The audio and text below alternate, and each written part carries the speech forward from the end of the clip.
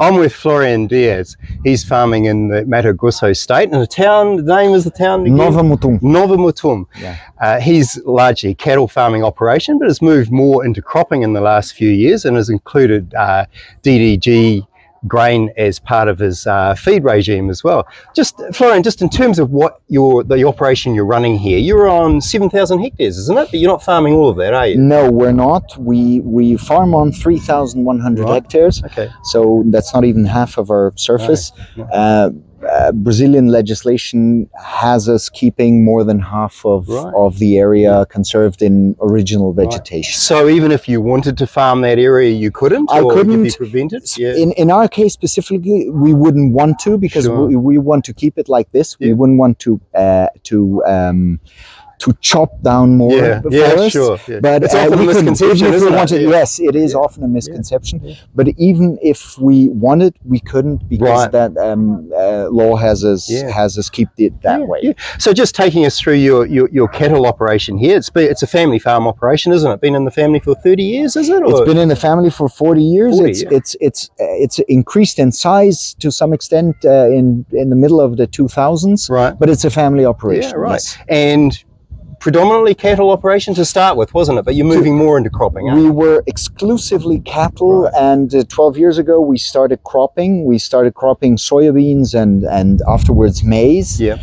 And but we're still in the majority, we're still a cattle farm. Yeah, right. Because you're very much in we'd call it semi-tropical, wouldn't we? Because you get a dry season and a wet season. We're right in the dry season now. Yeah, I would say we're absolutely in the tropics. Yeah, but yes, we have 5 to 6 months of dry season here with no rain whatsoever. Right. And we're in right now. We're in early July, aren't we? And this is typical for this time of year for a dry season, or is it exceptionally dry? Absolutely. We are basically in winter time now.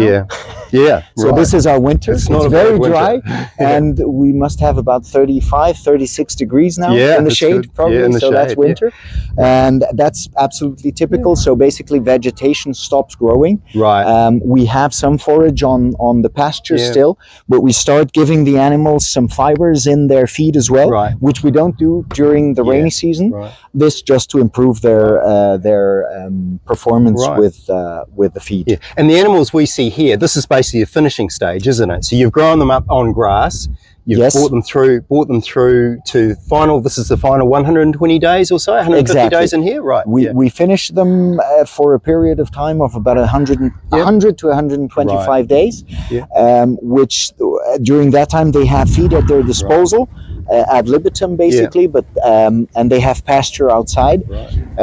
They have been bred on pastures, on grass, and they have been grown out on grass as well. Right. On pastures, basically, with not nearly that amount of feed, basically only mineral salts, mineral supplements, because our soils are not very rich in minerals here.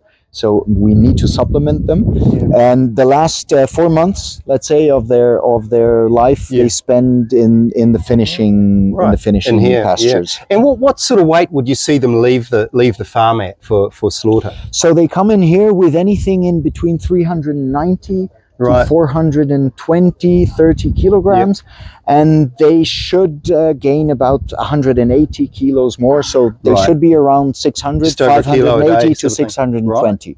1 kilo, 500 a day is something. It's a good gain. It's absolutely good.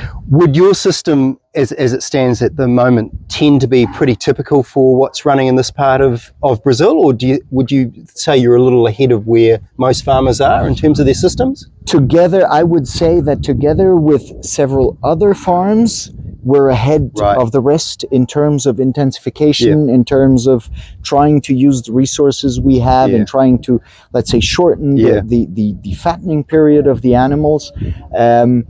The large majority still doesn't run a system like this. Yeah, right. Because this is basically, the cattle, as you said earlier, is sort of like your third crop, aren't they? You've got soybeans, corn, and you're running cattle. And here, if we went to a cropping area, to an area where we just harvested maize, you would see cattle on this area, and then it becomes very let's say, it becomes very clear that it's like a third crop on the same area. We've harvested soybeans and then maize, and then we have the animals, but not in their finishing stage, but in their growing stage still on these areas. Yeah, and the feed here includes a reasonable amount of DDG as well, doesn't it? Absolutely. So you're one of the first farmers to start using DDG in a commercial cattle operation like this, or in this area for sure, because we were one of the first clients of Impasa here. Yeah. And we've been using it since the construction of the mill, which is about 4 years ago. Yeah, only 4 years. And we've been very happy with the product. Yeah. Sometimes we use a larger proportion of it, sometimes a little smaller proportion, but it's always in our finishing feed. And you're just finding that it gives you a bit more flexibility on your finishing times for your animals. Absolutely. Because we've seen an improvement in the. We're constantly trying to improve, and the DDGS was certainly one of the ingredients that has allowed us to achieve a certain improvement in the numbers, in the performance of the animals. No, all good. No, look, thanks very much for your time. Good to catch up. Thank you.